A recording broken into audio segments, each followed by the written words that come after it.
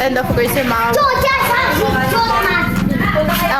super welcome nila. Tapos sobrang mabait. And hindi ka nila i-judge basta-basta. Tapos nire-respect ka pa nila.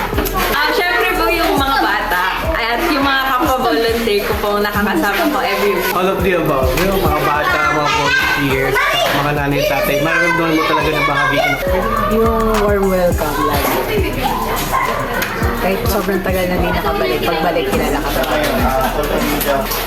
First and foremost po sa yung mga bulilit. And maganda na din po na nakakamit ako ng new people every time I come here on Sunday.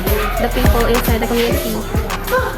Yung mismong community po, yung pag-welcome nila kapag papasok pa lang kami ng ALC. The things that I am going to share after I volunteer at the community, the things that I am going to share to my students, yun ang mga gusto ko na experience dito sa community. Yung mga bata, and especially yung pagtuturo and lahat ng ginagawa. And pagbebenta, of course. At yung mga tao po dito, very welcoming, very accommodating, and most of all, we feel that connectedness with them, like we're like this huge family with them. Welcoming po sila. Tsaka po, masyado po sila approachable. Kaya po napakasaya po na nag-share po sila ng award sa mga nangyari dito, mga experience po nila.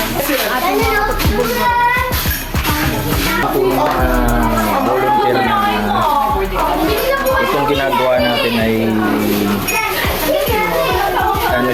pagpapakita ng suporta sa mga kapatid natin na indigenous peoples na hindi ito isang charity kundi isang commitment para serve sa kababayan natin, kapatid natin indigenous.